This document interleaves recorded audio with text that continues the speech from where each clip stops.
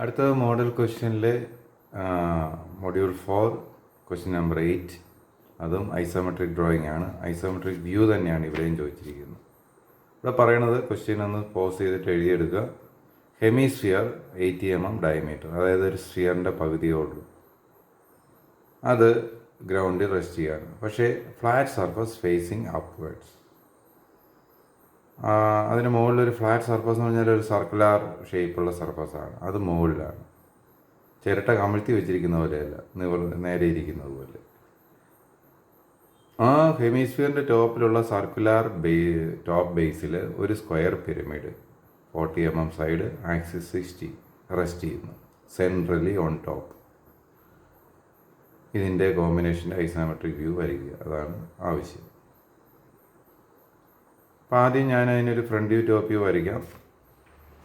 നോക്കുക, ഒരു ഹെമിസ്ഫിയർ ആയിക്കോട്ടെ, മുകളിലുള്ള സർക്കുലർ ഫേസ് കാണാം. അത് നിവർത്തി വെച്ചാലും കമഴ്ത്തി വെച്ചാലും ഇതായിരിക്കും ടോപ്പ് വ്യൂ. എനിവേ, അത് ഈ കാണുന്ന ഫ്രണ്ട് വ്യൂ കാണുന്ന പോലെയാണ് പ്ലേസ് ചെയ്തിരിക്കുന്നത്. അതിൻ്റെ മുകളിൽ ഒരു സ്ക്വയർ ബേസുള്ള ഈജിപ്ഷ്യൻ പിരമിഡ് പ്ലേസ് ചെയ്തിട്ടുണ്ട്. അതിൻ്റെ ടോപ്പ് വ്യൂ ഞാൻ വരച്ചു, സെൻട്രലൈസ് ചെയ്തതാണ്. അപ്പോൾ ഈ സർക്കിളിൻ്റെ സെൻറ്റർ തന്നെയാണ് ഈ സ്ക്വയർ പിരമിഡിൻ്റെ ജോമെട്രിക് സെൻറ്റർ. അപ്പോൾ അത് ഫ്രണ്ട് വ്യൂവിൽ ഇങ്ങനെ തന്നെയാണ് ഉണ്ടാവുക.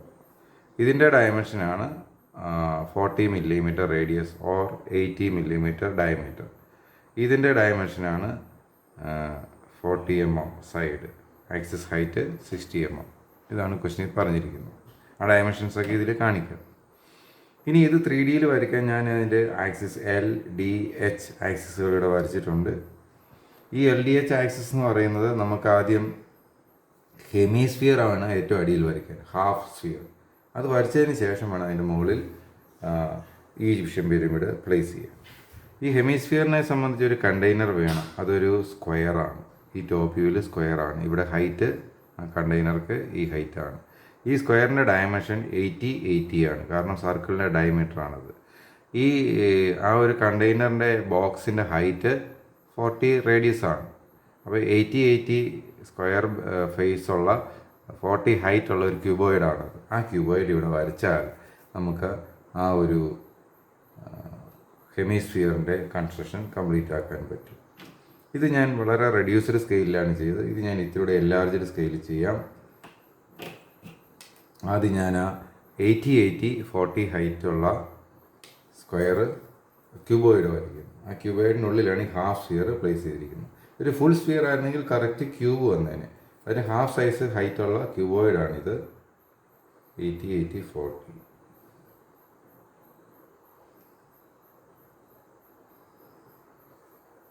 One, 2, 3, 4. സാധിക്കുമോ നോക്കട്ടെ. ഇങ്ങോട്ട് 80 ആണ്, വലിയതാണ്, നോക്കാം. 1, 2, 3, 4, 5, 6, 7, 8. വളരെ വലുതാണെന്ന് തോന്നുന്നു. ഈ സൈഡിലേക്ക് ഉണ്ടാകുമെങ്കിൽ നോക്കാം.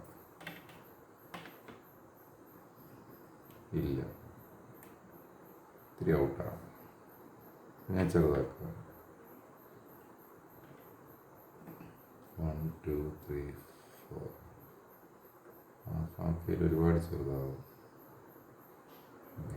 6. 1, 2, 3, 4, 5, 6. ഇതാണ് ക്യൂബോയിഡിൻ്റെ ഒരു സൈഡ്. ഇത് ക്യൂബോയിഡിൻ്റെ രണ്ടാമത്തെ സൈഡ്. 1, 2, 3, 4, 5, 6. രണ്ടാമത്തെ സൈഡ്.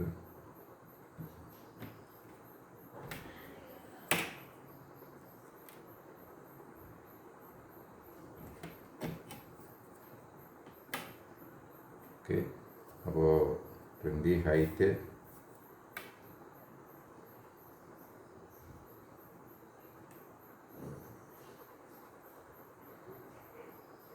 ഹൈറ്റ് പറ്റത്തുള്ളൂ.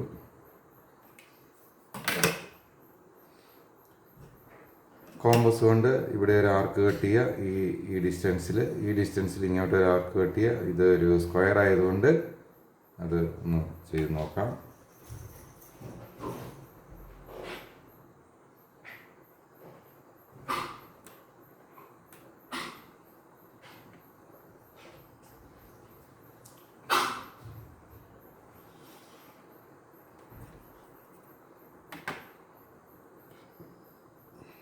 കൂടിപ്പോയി.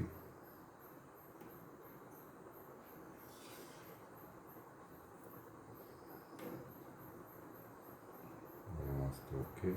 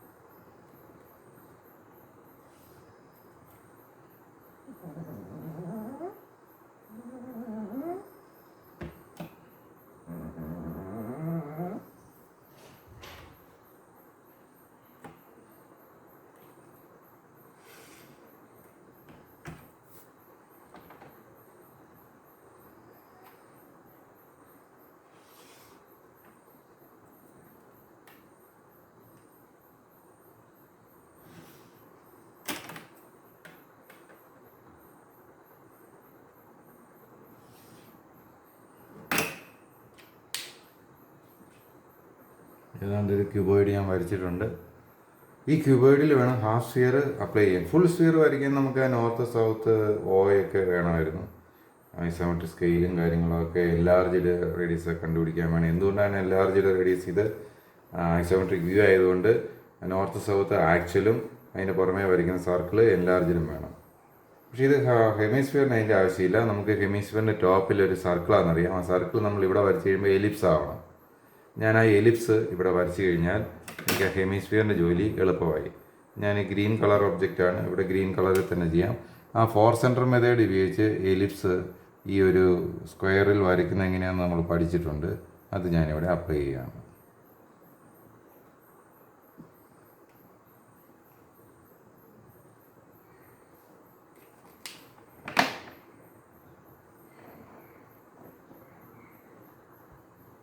ആ 4 സെൻറ്റർ മെത്തേഡിൻ്റെ റേഡിയൽ ലൈൻസ് ഞാൻ വരച്ചു. നമ്മുടെ ഇവിടെ സ്ക്വയർ ആണ്, റോംബസ് ആണ്. അതിൻ്റെ മിഡ് പോയിൻറ്റ്സ് 4 മാർക്ക് ചെയ്യുന്നു. എന്നിട്ട് ലെസ് ദാൻ 90 ഡിഗ്രി കോർണറും ഉണ്ട്, ഗ്രേറ്റർ ദാൻ 90 ഡിഗ്രി കോർണറും ഉണ്ട്. Acute, obtuse corners. അതിൽ ഈ ഒബ്റ്റ്യൂസ് കോർണറുകൾ രണ്ടും സെലക്ട് ചെയ്യുകയാണ്. ആ ഒബ്റ്റ്യൂസ് കോർണറിൽ നിന്ന് ഓപ്പോസിറ്റ് മിഡ് പോയിന്റിലേക്ക് ഈ റേഡിയൽ ലൈൻ വരച്ചു. ഈ ഒബ്റ്റ്യൂസ് കോർണറിൽ നിന്ന് ഓപ്പോസിറ്റ് മിഡ് പോയിന്റിലേക്ക് ഈ റേഡിയൽ ലൈൻ വരച്ചു. അപ്പോൾ ഈ ഒബ്റ്റ്യൂസ് കോർണർ 2 സെൻറ്ററാണ്. ആസ് വെൽ ആസ് ഈ റേഡിയൽ ലൈൻസ് മീറ്റ് ചെയ്ത ഈ 2 പോയിൻറ്റ്സും സെൻറ്ററാണ്. ഈ 4 സെൻറ്റേഴ്സ് യൂസ് ചെയ്താണ് നമുക്ക് എലിപ്സ് വരയ്ക്കേണ്ടത്. ഇനി കോമ്പസ് എടുക്കണം. ഒരു സെൻറ്റർ ഇതാണ്, റേഡിയസിൽ ഈ ആർക്ക് വരയ്ക്കുക. അടുത്ത സെൻറ്റർ ഇതാണ്, റേഡിയസിൽ ഈ ആർക്ക് വരയ്ക്കുക. ഞാൻ ഒന്ന് ചെയ്യാം. അപ്രോക്സിമേറ്റ്ലി ചെയ്തു. ഇവിടെ നിന്ന് ഈ റേഡിയസിൽ ഈ ആർക്ക് വരച്ചു, മുകളിൽ നിന്ന് ഈ റേഡിയസിൽ ഈ ആർക്ക് വരച്ചു. കോമ്പസ് അപ്ലൈ ചെയ്യേണ്ട പോയിൻറ്റ്സ് ആണിത്. അടുത്ത കോമ്പസ് അപ്ലൈ ചെയ്യേണ്ട പോയിൻറ്റ് ഇതുമാണ്. ഒരു ഷോർട്ട് റേഡിയസ് ആണ്. ഈ ഷോർട്ട് റേഡിയസിൽ ഒരു ഷോർട്ട് ആർക്കാണ് വരേണ്ടത്, എഗ്ഗിൻ്റെ സൈഡ് പോലെ. ഇതുപോലെ എവിടെയും ഒരു ഷോർട്ട് റേഡിയസ്, എഗ്ഗിൻ്റെ റൈറ്റ് സൈഡ് പോലെ ഒരു ഷോർട്ട് ആർക്കാണ് വരേണ്ടത്. ഇങ്ങനെ വരച്ചു കഴിഞ്ഞപ്പോൾ ആ ഒരു എലിപ്റ്റിക്കൽ സർക്കിൾ അവിടെ ഉണ്ടായി. ഇത് ആ റിയൽ സർക്കിളിൻ്റെ 3D വ്യൂ ആണ്. ഇനി നമുക്ക് ഹെമിസ്ഫിയർ ആണ് വരയ്ക്കേണ്ടത്. ഹെമിസ്ഫിയർ വരയ്ക്കാൻ നമുക്ക് ഈ ഒരു സർക്കിളിൻ്റെ സെൻറ്റർ ആവശ്യമുണ്ട്. ഹെമിസ്ഫിയർ എന്ന് പറഞ്ഞാൽ ഈ ബോട്ടം പോർഷൻ വരച്ചാൽ മതി. ഈ സർക്കുലർ സർഫസിൻ്റെ സെൻറ്റർ ആവശ്യമുണ്ട്. അതിന് ഓൾറെഡി വരച്ച് വെച്ചിരിക്കുന്ന ഈ ഒരു റോംബസിൻ്റെ ഡയഗണൽസ് വരച്ചാലും കിട്ടും. അതായത് ഏകദേശം ഇവിടെയാണ് എനിക്ക് വന്നിരിക്കുന്നത്.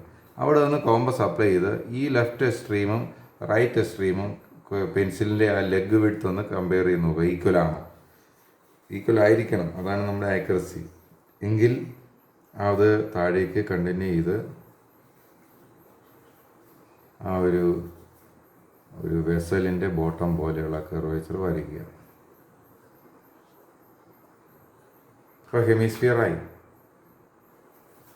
ഈ ഹെമിസ്ഫിയറിൻ്റെ മുകളിലാണ് നമുക്ക് പിരമിഡ് പ്ലേസ് ചെയ്യേണ്ടത്. പിരമിഡിൻ്റെ സെൻറ്റർ ഈ ഹെമിസ്ഫിയറിൻ്റെ ഈ ഒരു ടോപ്പ് ഫേസ് സെൻറ്ററാണ്. ഇനി ഇവിടെ പിരമിഡിൻ്റെ 40-40 ബേസും ഉണ്ടാവണം. അതിന് ചെയ്യാവുന്ന ഒരു വഴി, നമ്മുടെ ഈ റോംബസ് 80-80 ആണ്. അതിൻ്റെ മിഡ് പോയിൻറ്റ്സ് ഇവിടെ മാർക്ക് ചെയ്തിട്ടുണ്ട്. ഈ സൈഡിൻ്റെ മിഡും ഈ സൈഡിൻ്റെ മിഡും കൂടി എടുത്തു കഴിഞ്ഞാൽ മൊത്തം 40 ആയി. ഇവിടെ മിഡ് പോയിൻറ്റ് മാർക്ക് ചെയ്തിട്ടുണ്ട്. ഈ മിഡും കൂടി എടുത്തു കഴിഞ്ഞാൽ ഇവിടെയും 40 ആയി. അതുപോലെ ലെഫ്റ്റിലോട്ട് ഇവിടെയും മാർക്ക് ചെയ്ത് കഴിഞ്ഞാൽ ഇത് 40 ആയി. അത് അളവെടുത്ത് സ്കെയിലിൽ അളവെടുത്ത് അല്ലെങ്കിൽ കോമ്പസിൽ മെഷർമെൻറ്റ് അങ്ങോട്ടും ഇങ്ങോട്ടും ലെഫ്റ്റിലേക്കും റൈറ്റിലേക്കും അപ്ലൈ ചെയ്തുകൊണ്ട് വേണം ചെയ്യാൻ. ഇത് ഞാൻ ഇൻസൈഡിലേക്കൊന്ന് സ്കെയിൽ ഉപയോഗിച്ച് ജോയിൻ ചെയ്താൽ കുറച്ച് കാര്യങ്ങൾ എളുപ്പമായി. ഇവിടെ നിന്ന് സ്കെയിൽ ഉപയോഗിച്ച് ജോയിൻ ചെയ്യുന്നു, ഇവിടെ നിന്ന് ഇങ്ങോട്ട് സ്കെയിൽ ഉപയോഗിച്ച് ജോയിൻ ചെയ്യുന്നു, ഇവിടെ നിന്ന് ഇങ്ങോട്ട് സ്കെയിൽ ഉപയോഗിച്ച് ജോയിൻ. ഇതാകത്ത് എനിക്ക് ആ ഒരു ഈജിപ്ഷ്യൻ പിരമിഡിൻ്റെ ബേസ് കിട്ടി. പല ഐഡിയകൾ ഉപയോഗിച്ച് ഇത് ചെയ്യാം. ഞാനിപ്പോൾ ഈ ഒരു ഐഡിയ ഉപയോഗിച്ചതേ ഉള്ളൂ.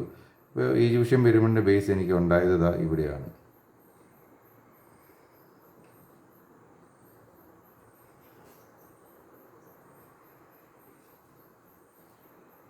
ഇത് ആ ഒരു സർക്കിളിൻ്റെ ഫേസിൻ്റെ സെൻറ്ററായിരുന്നു. ആ സെൻറ്റർ ഈ വരച്ചിരിക്കുന്ന റോംബസിൻ്റെ ചെറിയൊരു റോംബസ്, ആ ഈജിപ്ഷ്യൻ പിരമിഡിൻ്റെ ബേസ്, അതിൻ്റെ സെൻറ്റർ ആകുന്ന രീതിയിലുള്ള ഒരു ഐഡിയ ആണ് ഇപ്പോൾ ചെയ്തത്. അപ്പോൾ ഈജിപ്ഷ്യൻ പിരമിഡിൻ്റെ ബോട്ടം ബേസ് കിട്ടി. ഇതാണ് നമ്മുടെ O എന്ന പോയിന്റ്, ഈ ഫിഗറിൽ കാണിച്ചിരിക്കുന്ന O എന്ന പോയിന്റ്. ഇത്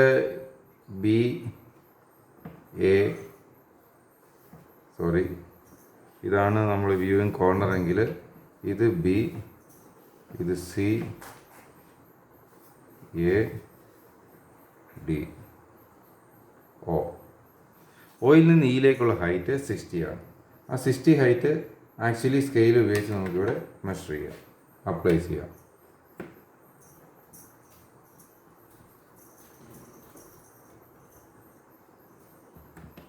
അതാണ് E എന്ന പോയിന്റ്. അപ്പെക്സ് കിട്ടിക്കഴിഞ്ഞാൽ ഈജിപ്ഷ്യൻ പിരമിഡ് കംപ്ലീറ്റ് ആയി കഴിഞ്ഞു. അതായത് ഈ എഡ്ജ് വരയ്ക്കുക, AE അപ്പെക്സിലേക്കുള്ള ഒരെണ്ണം, BE അപ്പെക്സിലേക്കുള്ള രണ്ടാമത്തേത്, CE അപ്പെക്സിലേക്കുള്ള മൂന്നാമത്തേത്, അടുത്തത് DE അപ്പെക്സിലേക്കുള്ള നാലാമത്തേത്. ഇത് DE എനിക്കിവിടെ പുറത്തുകൂടെയാണ് വന്നത്. പക്ഷേ നിങ്ങൾ വരയ്ക്കുമ്പോൾ കറക്റ്റായിട്ട് ചെയ്യുമ്പോൾ ഇതേ ലൈനിൽ തന്നെ വരണം. ഞാൻ പുറത്തുകൂടെ വന്ന സ്ഥിതിക്ക് അതൊന്ന് ഹിഡനായിട്ട് കാണിക്കുകയാണ്. എൻ്റേത് എററാണ്. കറക്റ്റ് ഈ ലൈനിൽ കൂടെ തന്നെ അത് വരണം. ഈ പോയിന്റ് ഇവിടെയാണ് വരേണ്ടിയിരുന്നത്. ഇച്ചിരി എറർ എനിക്ക് വന്നു. അപ്പോൾ അത് പ്ലേസ് ചെയ്ത് കഴിഞ്ഞാൽ നമുക്ക് ഇതൊക്കെ ഹിഡനാണെന്ന് ഉറപ്പാക്കാമല്ലോ. അത് വരച്ച് കഴിഞ്ഞാൽ ഇത് ഹിഡനാണ്. ഈ ഒരു ടോപ്പ് കർവേച്ചർ, ആ ഗ്രീൻ കളറിലുള്ള ടോപ്പ് കർവേച്ചർ, അത് ഹിഡനാണ്.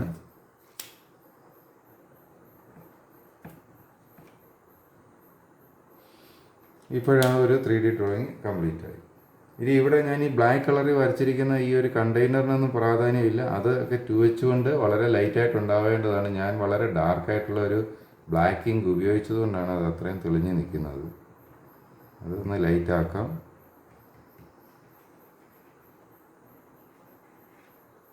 ഇതാണ് ആ ഒരു കൺസ്ട്രക്ഷൻ. നമ്മൾ 2H വെച്ചും കൊണ്ട് ക്ലാരിറ്റിയോടെ ചെയ്താൽ മതി.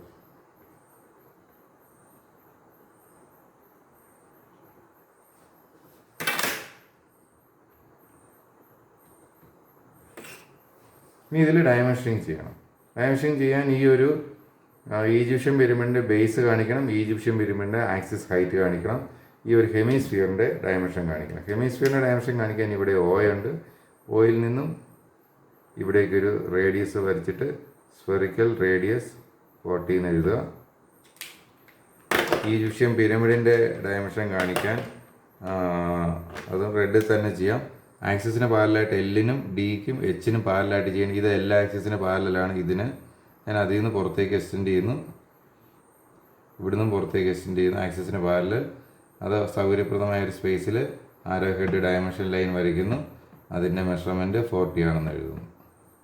ഇത് ഫില്ല് ചെയ്യണം, HB പെൻസിൽ കൊണ്ട് ഫില്ല് ചെയ്യണം. 40 ആണെന്ന് ഡയമെൻഷൻ എഴുതുന്നു. ഇനി ആക്സിസ് ഹൈറ്റ് കാണിക്കണം. ഇത് സ്ലാൻഡ് എഡ്ജ് ഹൈറ്റ് അല്ല, ആക്സിസ് ഹൈറ്റ്. ആക്സിസ് ഓയിൽ നിന്ന് E വരെയാണ്. അപ്പോൾ അതിന് ഉതകുന്ന രീതിയിൽ അത് കാണിക്കണമെങ്കിൽ ഞാൻ ഡി ആക്സിസിന് പാരലായിട്ട് പുറത്തേക്ക് എക്സ്റ്റെൻഡ് ചെയ്യുകയാണ്. ഇച്ചിരി ചെരിഞ്ഞു പോയി. ഡി ആക്സിസിന് പാരലായിട്ട് അത് ഇയിൽ നിന്നും ഡി ആക്സിസിന് പാരലായിട്ട് തന്നെ ചെയ്യണം. എന്നിട്ട് ഹൈറ്റ് വെർട്ടിക്കലാണ്, അത് നമുക്കറിയാം. ആക്സിസ് വെർട്ടിക്കലാണ്. ആ വെർട്ടിക്കൽ ആക്സിസ് നമ്മുടെ തേർഡ് ആക്സിസ് ആണ്, LDH ആക്സിസ്. H ആക്സിസിലൂടെ ആ ഡയമെൻഷൻ ലൈൻ കാണിക്കുക, ആരോ ഹെഡ് ലൈൻ H ആക്സിസിന് പാരലായിട്ട്, ഈ H ആക്സിസിന് പാരലായിട്ട്. അത് ഹൈറ്റ് എത്രയാണ് തന്നിരിക്കുന്നതെന്ന് മേ ബി 60 ആയിരിക്കാം. 60 അവിടെ എഴുതുക. ഇത്തിരി ഔട്ട് സൈഡിലേക്ക് വരുന്നതാണ് നല്ലത്. ഏതാണ്ട് ഈ ഭാഗത്ത് എനിക്ക് എവിടെ സ്പേസ് കിട്ടായിരുന്നതുകൊണ്ട് ഞാൻ ഇങ്ങനെ ചെയ്തതേ ഉള്ളൂ. 60 ഇല്ലെങ്കിൽ വേറൊരു സ്ഥലത്ത് ചെയ്യാം. ഇവിടുന്ന് L ആക്സിസിന് പാരലായിട്ട് ഇങ്ങോട്ടേക്ക് പ്രൊജക്റ്റ് ചെയ്യുക. അപ്പോൾ ഇവിടുന്ന് L ആക്സിസിന് പാരലായിട്ട് പ്രൊജക്റ്റ് ചെയ്യുക. ഹൈറ്റ് ആക്സിസിന് പാരലായിട്ട് ഇത് ആരോ ഹെഡ് ലൈൻ വരയ്ക്കുക, 60 എന്ന് എഴുതുക. പല രീതികളിൽ LDH ആക്സിസുകൾ യൂസ് ചെയ്ത് ഡയമെൻഷൻ കാണിക്കണം. ഇതോടെ ഈ ഒരു കോമ്പിനേഷൻ്റെ ഐസോമെട്രിക് വ്യൂ വരച്ചു കഴിഞ്ഞു. ഇവിടെ ഞാൻ ഈ സ്ഫെറിക്കൽ പോർഷന് വേണ്ടി ഐസോമെട്രിക് സ്കെയിൽ എടുത്ത് എൻലാർജ്ഡ് റേഡിയസ് കണ്ടെത്തിയില്ല. പകരം നമ്മൾ ഈ എലിപ്റ്റിക്കൽ സർക്കുലർ ടോപ്പ് സർഫസ് കണ്ടിട്ട് ഈ പെരിഫറി ജോയിൻ ചെയ്യുന്ന രീതിയിൽ കർവേച്ചർ O ബേസ് ചെയ്ത് കംപ്ലീറ്റ് ചെയ്യുകയാണ് ചെയ്തത്. That's all.